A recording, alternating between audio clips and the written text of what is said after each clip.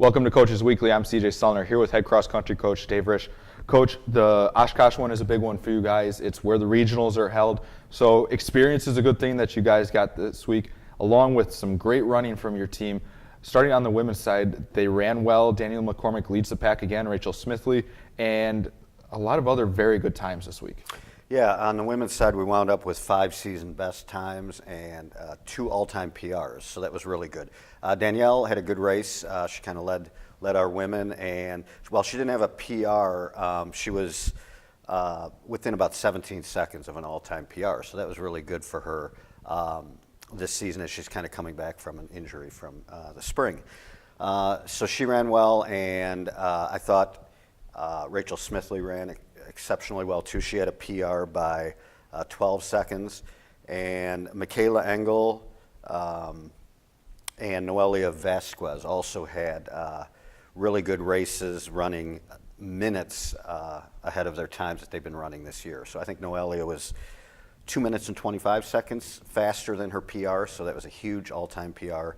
And Michaela ran 4 minutes and 18 seconds faster than her season best time. So both those women shaved a lot of time off this week. Now we'll move over to the men's side. And really everybody in this whole group really starting to really come together. Tony Guerrero puts up a very good number, Brady Roberts, Sam Willie. So a lot of good numbers besides Thomas McNamara, who we're just kind of used to saying, yep, there's another good number for him. Yeah. In fact, Thomas probably he would tell you, kind of a disappointing race, but we had a hard week of practice, and so his legs were pretty dead going into the race, and he was having trouble getting up to that next gear. But that will not be an issue in the future weeks as we kind of hone in on conference. But yeah, a lot of the guys ran well. Brady Roberts, who's new this year, is just getting a lot better every single race, and he dropped a minute 19 off his PR, so he's getting down to a time where kind of we want him to be at conference. So that's kind of exciting to see. Tyler Rundle and Sam Willie both had huge PRs. And Anthony Guerrero's just kind of been running great all season. He takes 15, 20 seconds off his PR, it seems like, each week. And he took about 6 seconds off this week and wound up with right at 29 flat. So that elusive 29 barrier and getting into the 28s for him has been hard to come by, but it'll come in 2 weeks when we're up at our conference meet.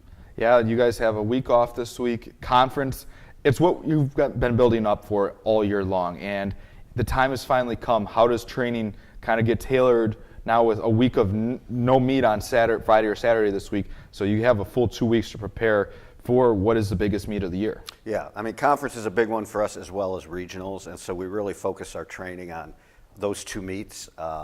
Sometimes we train through some of the other meets and go in with kind of tired legs, and that kind of helps us be stronger later in the season. So we're at the point now where we're going to start tapering a little bit. Not a huge amount, but we'll taper some of the quantity and our mileage over the coming 2 weeks, and really kind of focus on some intensity and keeping people sharp. That's the real battle when you head towards the end of the season, is you want people's legs to be fresh, but you also want them to be in a routine and to be sharp so that they run their best. So we'll be focusing on that the next 2 weeks for sure. And with this young team, we know it was a little bit of an issue earlier in the season.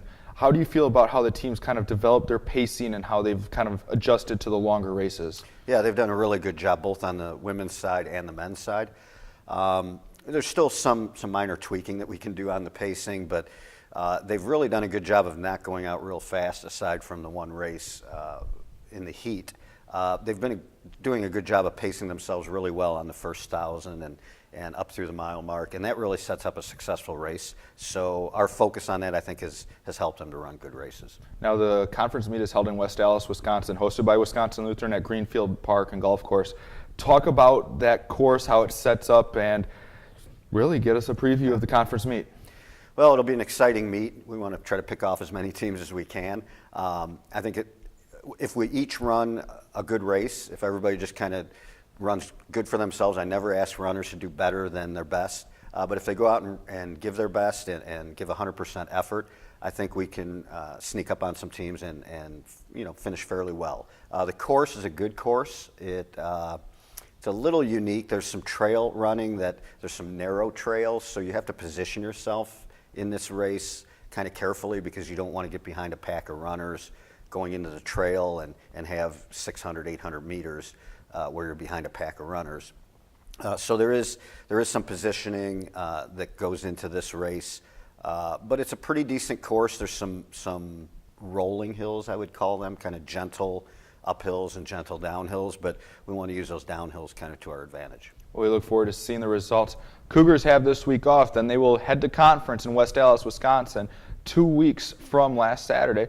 We look forward to talking to Coach Risch at some successful results from the conference tournament. For Coach Dave Risch, I'm CJ Sullner. Thank you for watching Coaches Weekly.